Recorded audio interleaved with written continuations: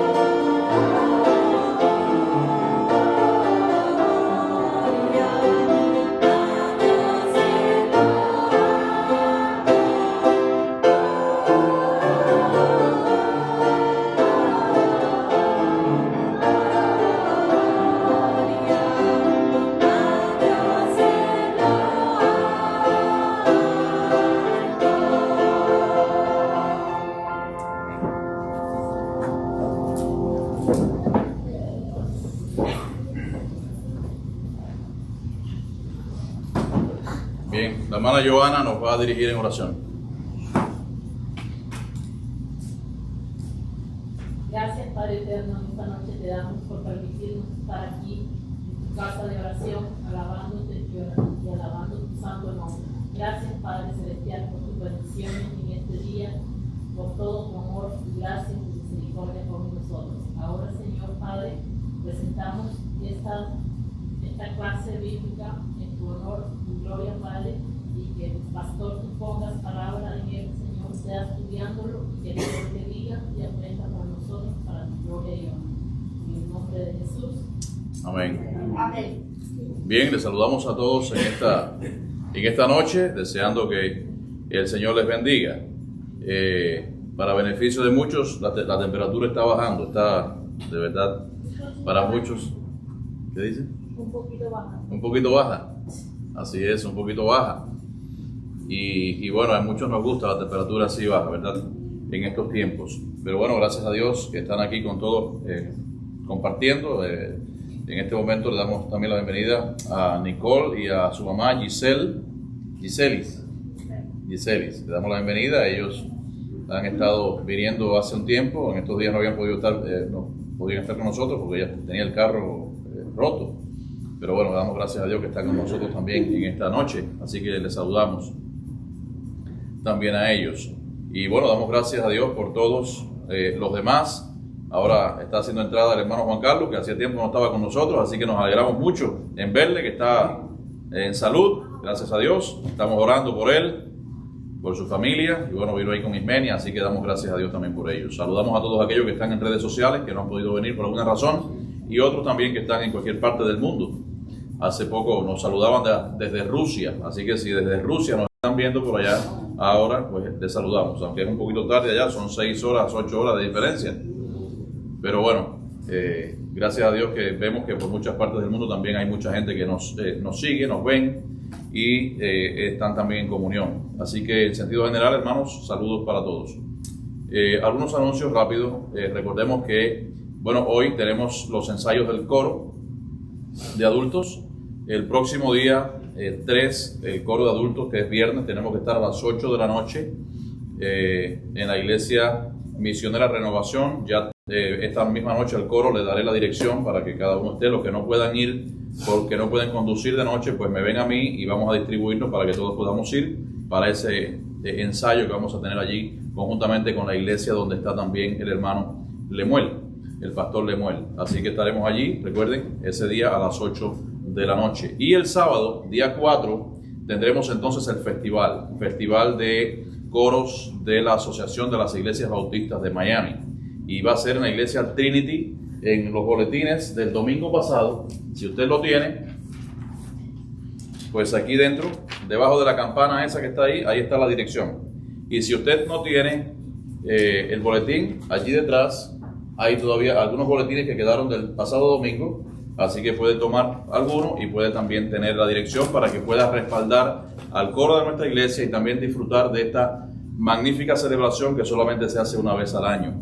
O sea, muchos coros de muchas iglesias bautistas de aquí de Miami, pues van a presentar el coro de su iglesia. Con aproximadamente cada coro trae 2 o 3 canciones de Navidad, himnos de Navidad, y son coros también muy bonitos, muy grandes, muy tradicionales, y realmente es un tiempo donde vamos a disfrutar. Así que recuerden respaldar a nuestra iglesia este próximo sábado a las 7. Sábado, día 4 a las 7, son muchos números y muchos días que estamos manejando ahora en este fin de año. Próximo sábado, día 4 a las 7 de la noche. Todos en la iglesia, los que puedan ir, pues en la iglesia. Si se pueden juntar algunos para que puedan ir en un solo carro, etcétera, bueno, pues sería también bueno. Y las demás actividades, bueno, pues el día 5 en la noche, ¿qué tenemos? A las 7:30 de la noche tenemos el festival de villancicos navideños y de postres también de Navidad. Así que venga esa noche, ya lo anunciaremos también este próximo domingo a las 7:30 para cantar, para estar aquí en comunión y también, por supuesto, para degustar y para disfrutar de esos postres.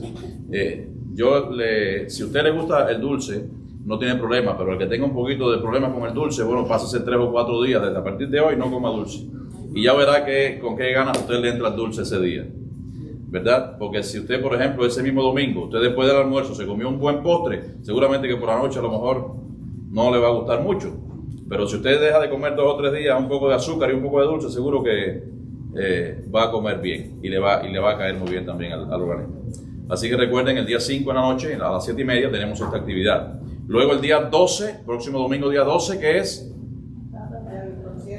la cantata del coro de nuestra iglesia aquí. Así que usted es responsable, nosotros somos responsables de invitar, ¿ok?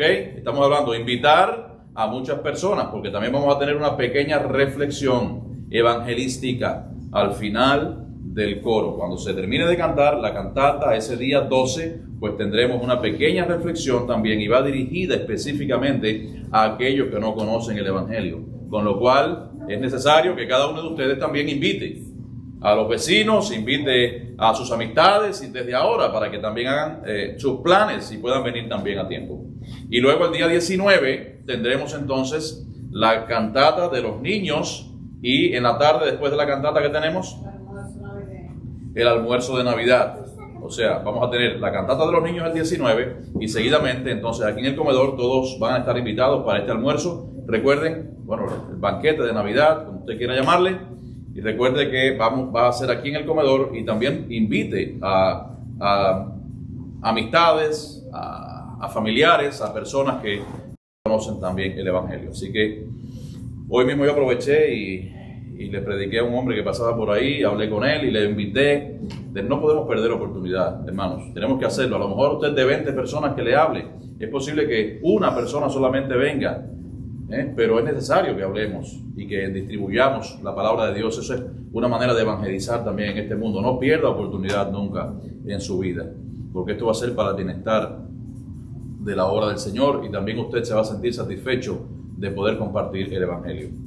Y bueno, el 26 es el último culto del año en la mañana, y en la noche tendremos entonces tendremos el servicio a la luz de las velas, el Candlelight Service, a las 7:30 de la tarde, el día 26. También todas esas actividades programadas las tienen también en el boletín. Así que en el boletín, en la parte interna, usted tiene todas las actividades, así que mírela para que la pueda recordar. Muy bien, bueno, pues los niños pueden pasar con sus maestros para que tengan su ensayo.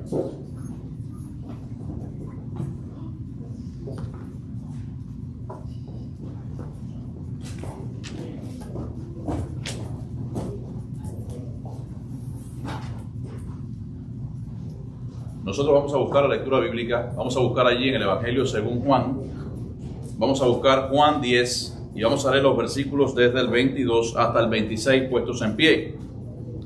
Vamos a buscar allí Juan 10. Nos ponemos en pie reverentemente y vamos a tener la lectura de manera alternada.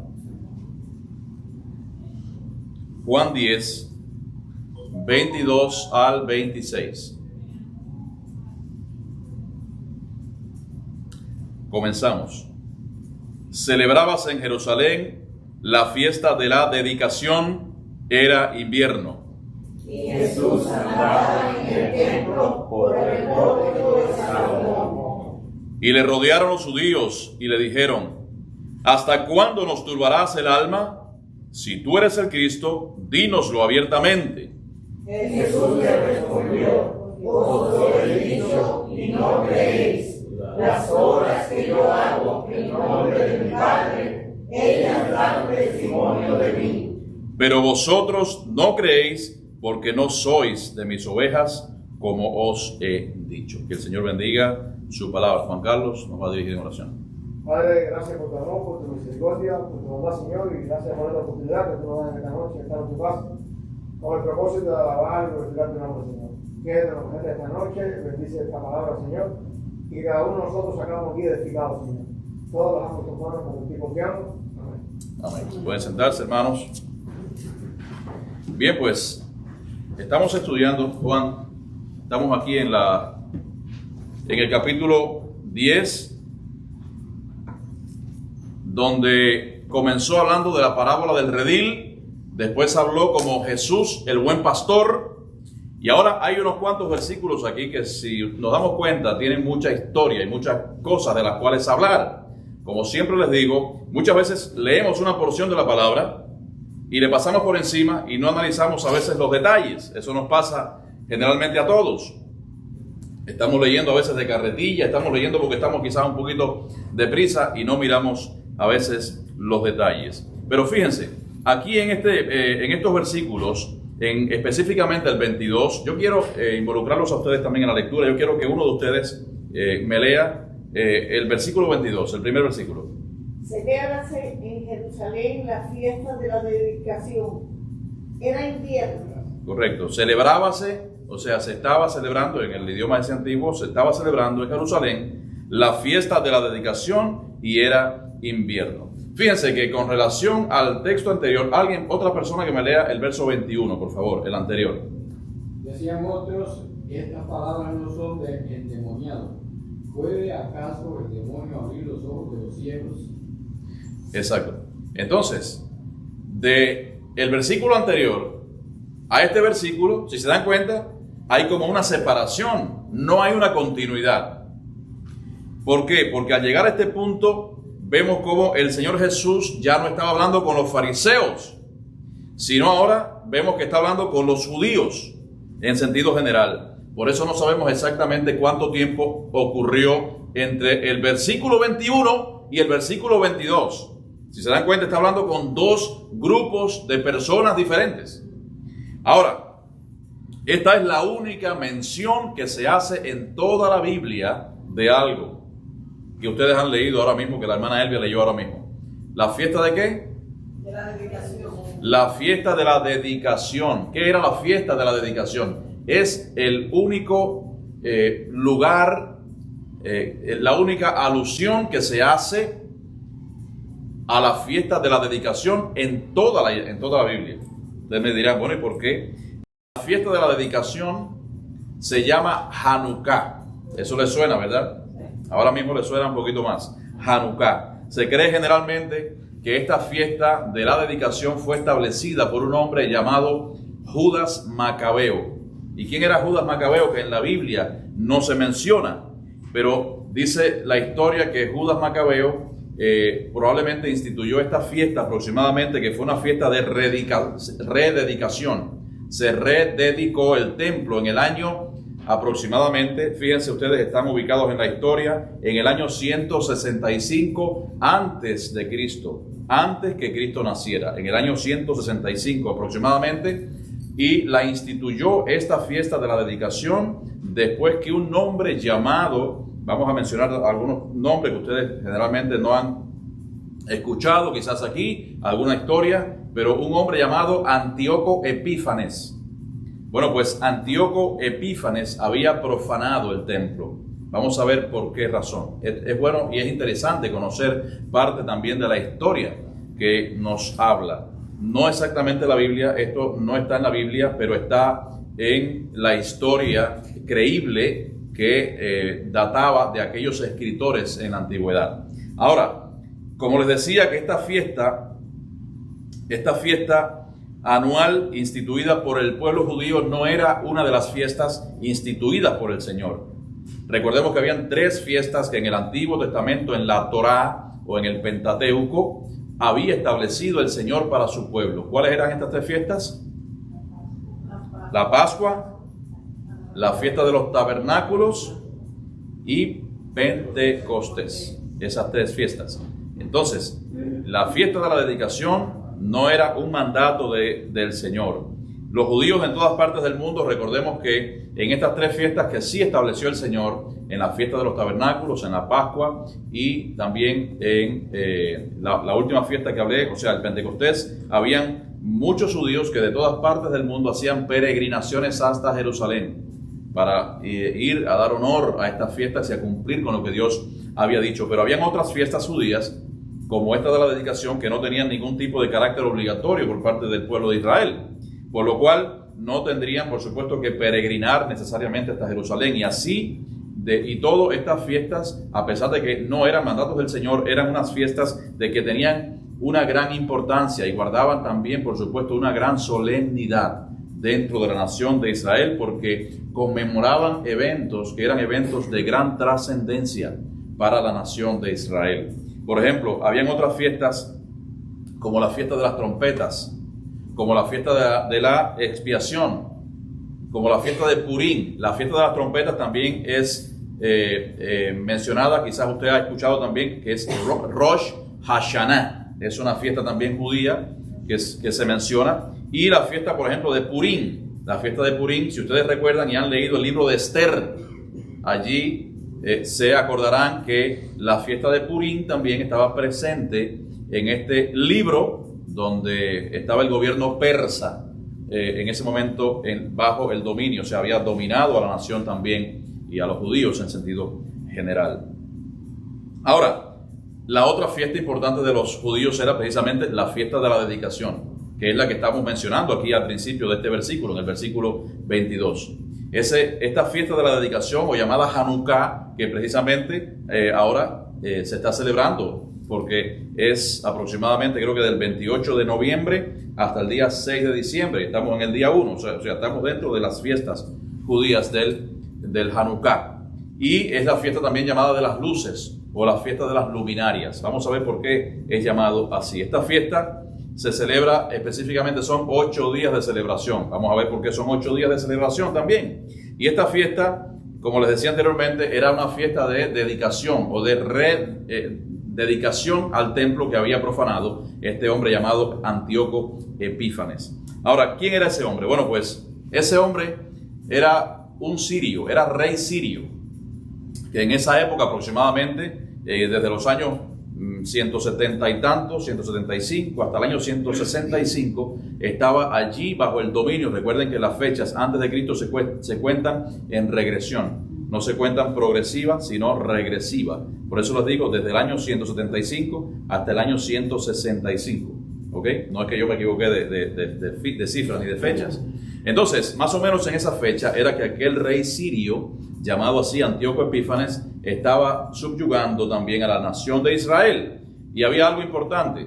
¿Cuándo fue que surgió este hombre? Bueno, pues anteriormente a él, recuerden que había otro conquistador llamado Alejandro Magno o Alejandro el Grande, que había conquistado, era griego, y había conquistado también la nación de Israel, y había llevado esa transculturación o transculturización, no sé cómo se llama, ustedes sabrán mejor que yo esa palabrita, pero ¿qué sucede? Había llevado allí aquella cultura griega a la nación de Israel, y cuando se murió Alejandro Magno, sus generales entonces entraron en contubernio, en disputas y en problemas, y aquí fue donde aprovecharon entonces los sirios para meterse, conducidos por este hombre llamado Antíoco Epífanes. Allí era entonces donde él estaba ejerciendo su labor, pero hizo algo interesante, y fue que el mismo Antíoco Epífanes impulsó la cultura griega dentro de la nación de Israel, pero de una forma autoritaria, a tal punto que las personas que no cumplían con esto, entonces tenían peligro de muerte. Este hombre quería obligar a los judíos a practicar la cultura griega. Todos ustedes conocen qué significa la cultura griega. ¿Cuántos dioses tenía la cultura griega? De hecho, cuando Pablo llegó allí a aquel lugar, en Atenas, cuando llegó, incluso había un cartel que decía que al Dios no conocido, por si acaso se me había escapado uno por ahí que no lo encontráramos. Entonces ya tenemos uno allí para que no nos vaya a hacer daño ese Dios que no conocemos. Ahí aprovechó Pablo, les predicó y les dijo, bueno, ese Dios que ustedes no conocen es el Dios en quien yo he creído. Y bueno, ustedes pueden leer en los Hechos esa porción de la palabra preciosa. Entonces los griegos tenían esa cultura, pero ¿qué pasa? Que los judíos se negaron rotundamente, por supuesto, a cumplir con esos requisitos. De hecho, si capturaban a algún judío con la Torá, con algún ejemplar de la Torá, que era el Pentateuco, la ley de Dios, o quizás si se enteraban que habían circuncidado a un niño, esas personas corrían peligro de muerte. Pero cuando los judíos determinaron no cumplir con lo que estaban diciendo el mismo Antíoco Epífanes y toda su gente, él entró en una furia tan tremenda que entonces es una guerra tremenda también contra los judíos, y dice que en esa época aproximadamente mató a más de 80,000 judíos.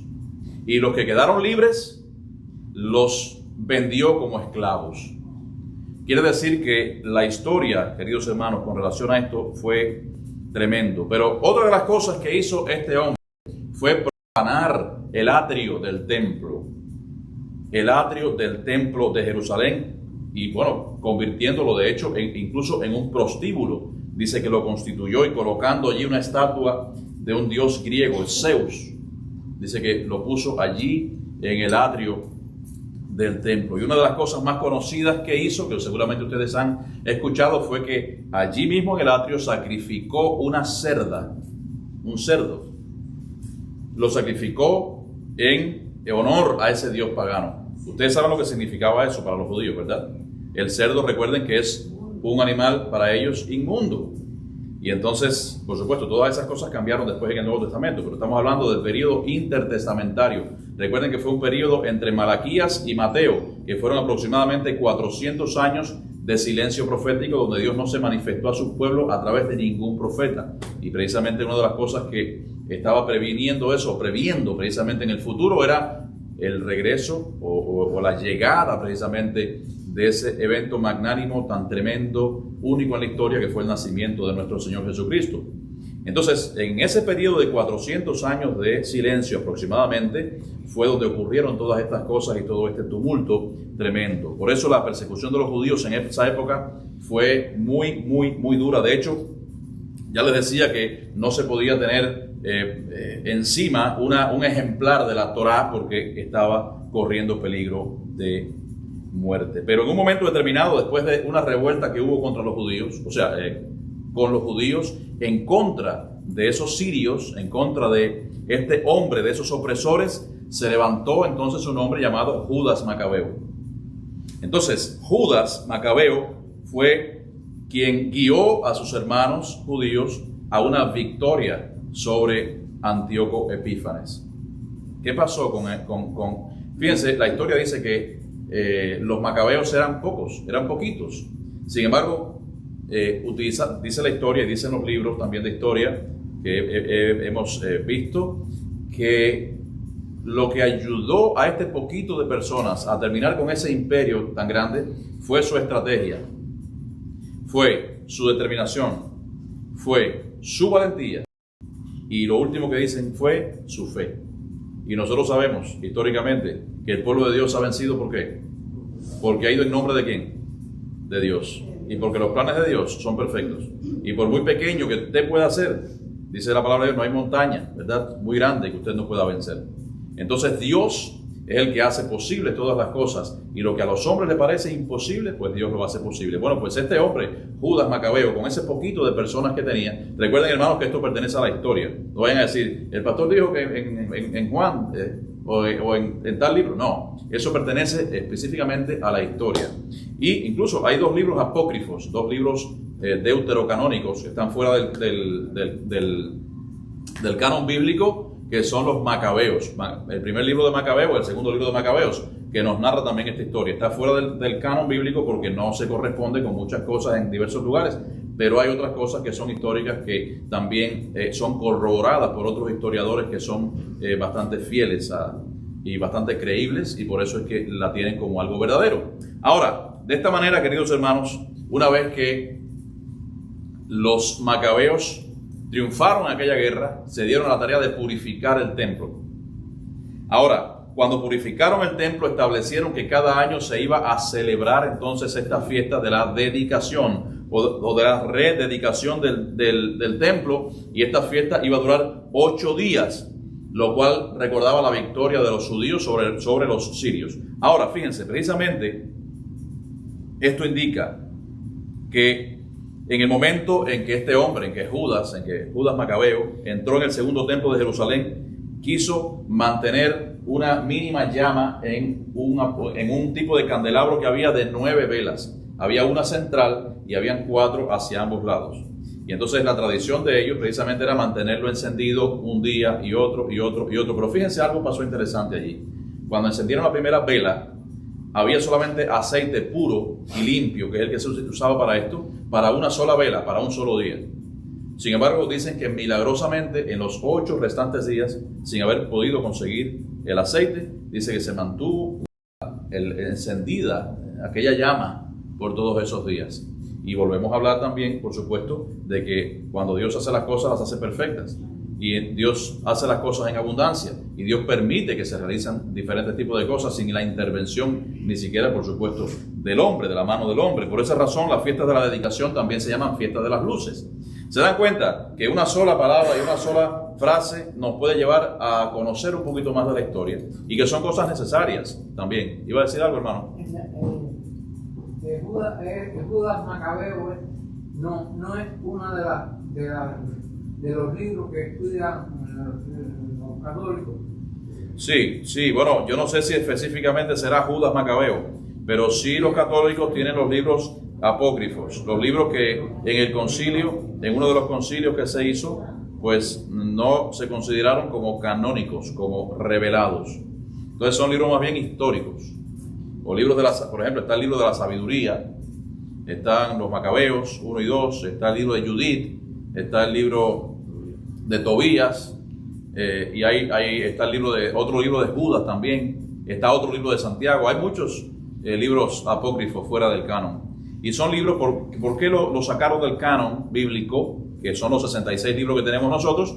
Porque eran libros que, después de haberlos estudiado, se dieron cuenta que la doctrina que tenía no correspondía con la doctrina básica y real que nosotros podemos entender que Dios ha revelado, porque Dios no puede contradecirse en su palabra. Entonces son considerados libros históricos, son apócrifos o fuera del canon y son considerados libros más bien históricos, no revelados por Dios como los que tenemos nosotros. Pero bueno, en la Iglesia Católica sí siguen teniendo la Biblia con todos esos libros y ellos lo leen y ellos no les importó que realmente los hubieran sacado del canon. Por ejemplo, hay un libro de esos que dice, no recuerdo exactamente cuál es, si es de la sabiduría o no recuerdo, un libro del Nuevo Testamento que dice que Jesús en su etapa más pequeña, quizás cuando era un niño, tomaba, creo que lodo, fango y cosas, y hacía palomitas y mariposas y las ponía a volar. ¿Ustedes creen que eso es una cosa normal? O sea, son libros... Exacto, entonces son libros que no están dentro del canon precisamente por esas cosas. Ahora, continuamos. Después de la historia y después de conocer un poquito de este periodo intertestamentario y de dónde es que viene la fiesta de la dedicación, porque así es como comienza este versículo, hablando de la fiesta de la dedicación. Y a esta fiesta de la dedicación fue que Jesús llegó. Y dice que era invierno, nos dice ahí el texto aquel, ¿verdad? No solamente por la temporada, por la sesión, sino también era invierno espiritualmente para la nación judía. También estaban en un invierno espiritual. Alguien que me lea el 23 y otro el 24. Jesús andaba en el templo por el pórtico de Salomón. Y le rodearon los judíos y le dijeron: ¿hasta cuándo nos turbará el alma? Si tú eres el Cristo, dínoslo abiertamente. ¿Qué nos dice aquí el primer versículo? Jesús andaba ¿dónde? En el templo por el pórtico de Salomón. Ahora, ¿qué era el pórtico de Salomón? ¿Dónde estaba situado el pórtico de Salomón? Bueno, pues, de acuerdo a la descripción histórica también, el pórtico de Salomón era una construcción también que era impresionante, una construcción magnífica, tremenda, construido por Salomón también en la parte oriental, en el ala oriental o el ala este de allí del templo. Y sabemos que Cristo y sus apóstoles también estuvieron en aquel lugar, no solamente por lo que ahora menciona Juan, sino también en el libro de los Hechos. Menciona que los apóstoles estaban en aquel lugar. También en el libro de los Hechos, capítulo 5, versículo 12, nos dice: y por la mano de los apóstoles se hacían muchas señales y prodigios en el pueblo, y estaban todos unánimes en el pórtico de Salomón. O sea, no solamente Jesús, sino también era, podríamos decir, un lugar de reunión de los apóstoles de Jesús. Esto era un lugar predilecto para reunirse allí, para orar, y fue allí donde Jesús estaba también. Cuando los judíos le vieron y le preguntaron precisamente lo que leímos ahora: ¿hasta cuándo nos turbarás el alma? Si tú eres el Cristo, dínoslo abiertamente. Fíjense, con esa pregunta que le estaban haciendo estos judíos, ellos no intentaban conocerle de una manera directa, de una manera perfecta, por las propias afirmaciones del Señor. A veces, la realidad que ellos no iban a comprenderlo. Ellos querían más bien atrapar a Jesús en alguna frase mal dicha, en alguna palabra que estuviese fuera de lugar, y acusarlo precisamente de muchas cosas, entre ellos acusarlo, por ejemplo, de sedición ante los romanos. La sedición es cuando un grupo de personas se reúne para atacar o para intentar cambiar las leyes gubernamentales. Entonces ellos estaban intentando acusarle de alguna cosa a Jesús, pero ya Jesús les había afirmado con anterioridad quién verdaderamente era Él, y había hecho señales delante de todos ellos, y seguían preguntando a Jesús. Pero ¿qué pasaba? Que estos hombres estaban ¿cómo? Ciegos, esa es la palabra. Estos hombres estaban ciegos, y su ceguera procedía ¿de qué? Del pecado, precisamente, que ellos tenían. El pecado ciega el entendimiento. El pecado ciega los ojos espirituales, y es lo que Satanás precisamente ha querido hacer durante tantos años.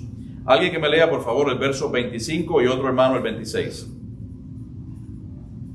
Jesús les respondió: os lo he dicho y no lo creéis. Las obras que yo hago en el nombre de mi Padre, ellas dan testimonio de mí. Pero vosotros no creéis porque no sois de mis obras. os he dicho. Yo no sé si ustedes se han dado cuenta de lo mismo que me di cuenta yo. Fíjense, Jesús le respondió: os lo he dicho y no creéis. Las obras que yo hago en nombre de mi Padre, ellas dan testimonio de mí. ¿Qué tipo de Jesús vemos aquí? Un Jesús paciente, ¿verdad? Un Jesús flexible, guardando el hecho de que verdaderamente era el Hijo de Dios y en sí era el mismo Dios.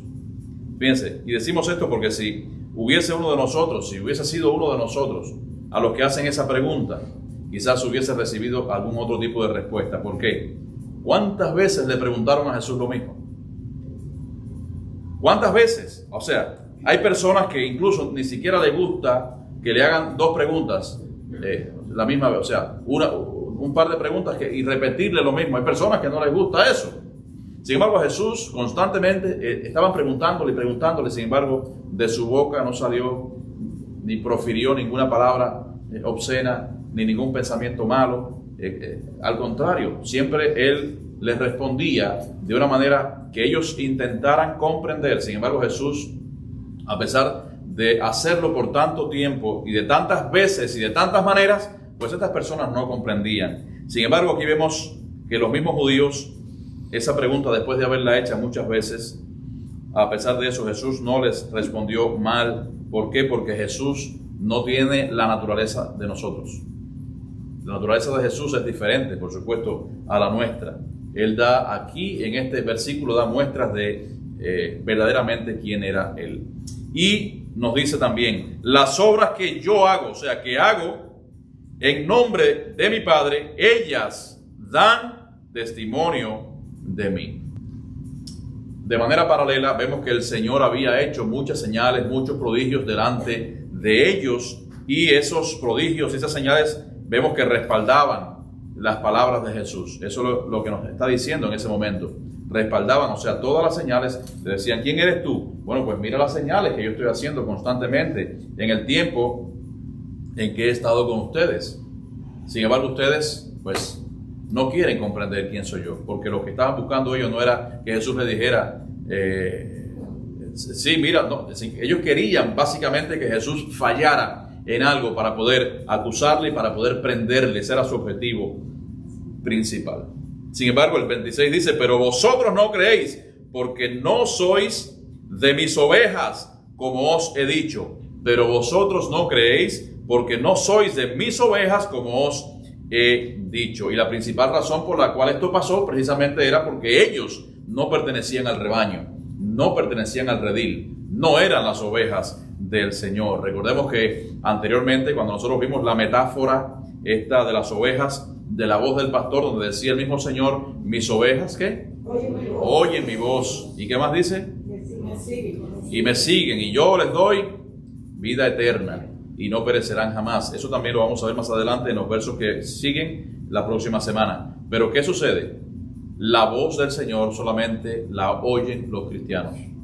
La voz del Señor solamente la escuchan sus ovejas, sus hijos. Ellos, estos judíos, bajo ningún concepto podían escuchar lo que Jesús les estaba diciendo. A lo mejor le estaban oyendo, como decimos a veces por ahí, pero no le estaban escuchando.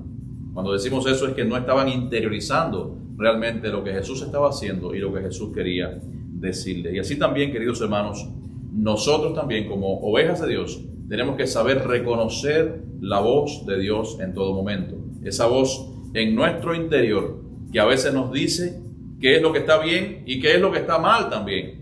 Tenemos que reconocer la voz de nuestro Dios, no solamente leyendo la Biblia, sino también en nuestro andar cotidiano, sino también en la vida en que nosotros nos desplazamos. Hay que saber escuchar cuando Dios te dice stop, cuando Dios te dice no es bueno. Y esa cosa que usted dice y que decimos muchas veces nosotros, que es nuestra conciencia la que nos está hablando, ¿saben lo que es eso? Es el Espíritu Santo redarguyendo nuestros corazones. La palabra redarguir significa convencer. Y cuando el Espíritu Santo nos redarguye, es que el Espíritu Santo, ¿qué está haciendo? Nos está convenciendo que lo que estamos haciendo o está correcto o está incorrecto. Así que es necesario que también nosotros, como verdaderas ovejas del Señor, sepamos escuchar y oír su voz y obedecer. Hasta aquí el estudio en esta noche. Así que damos gracias a Dios por ello. El próximo miércoles tendremos un estudio relacionado con nuestra seguridad eterna. ¿Usted está seguro de que es salvo? ¿Usted está seguro de que es salvo? Bueno, pues el próximo estudio que vamos a tener, precisamente vamos a hablar de eso, de la seguridad eterna de la salvación. ¿Alguna pregunta de algún hermano? ¿O alguna cosa que quiera decir? Espera un momento. La construcción del templo de Salomón la realizó un ingeniero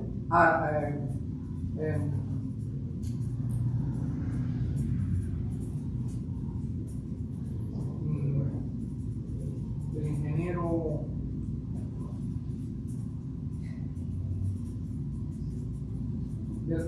los que eran los enemigos del padre de Salomón, los egipcios.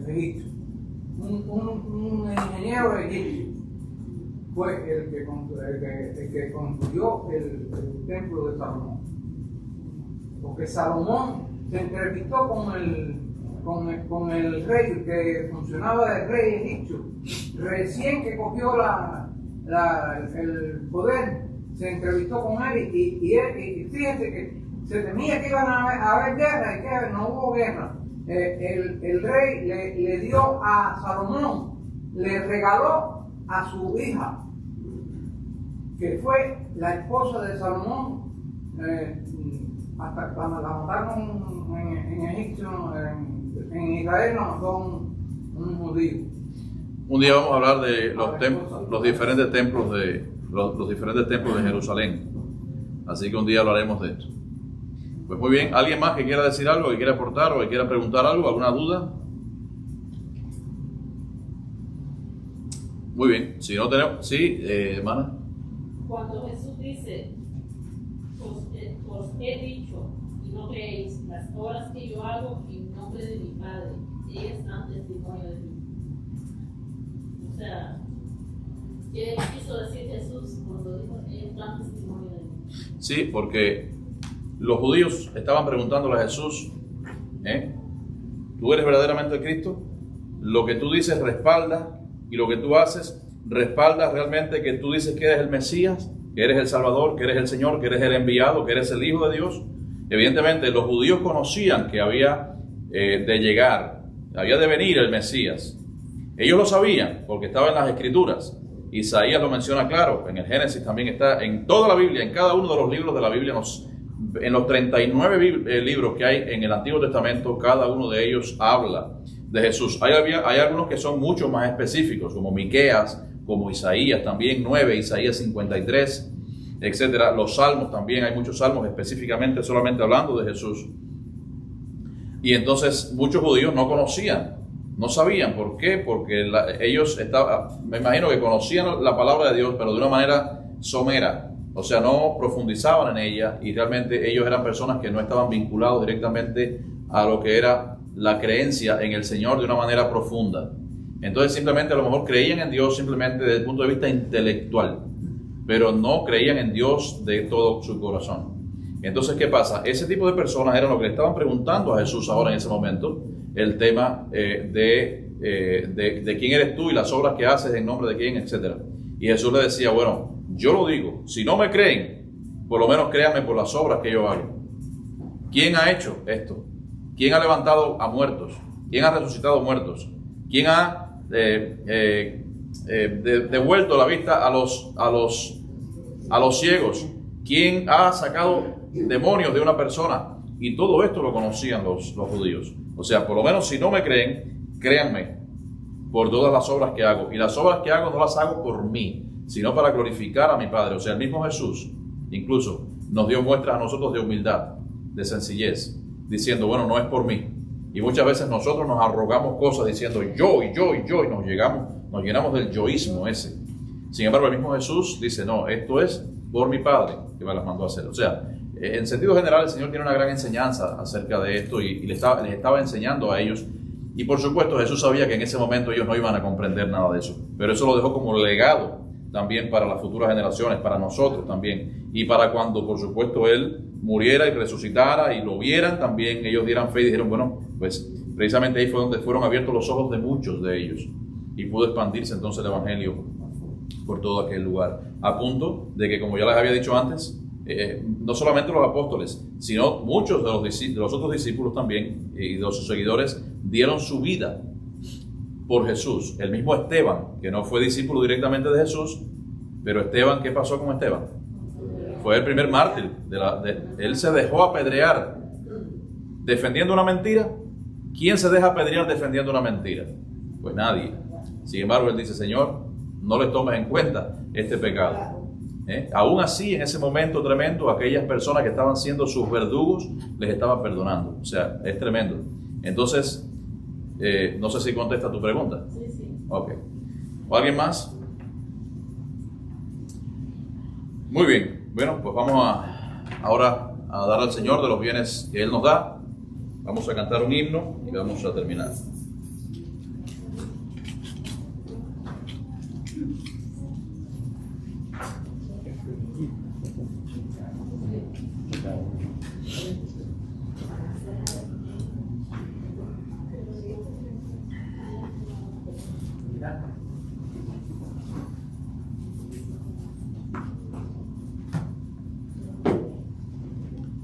Bien, vamos a cantar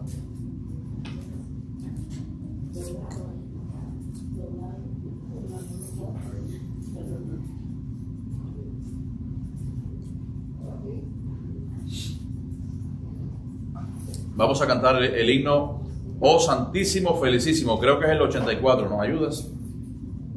Himno 84, Oh Santísimo Felicísimo. En la última estrofa nos vamos a poner de pie. Sí, en la última estrofa nos ponemos en pie y la abuela nos va a despedir en oración.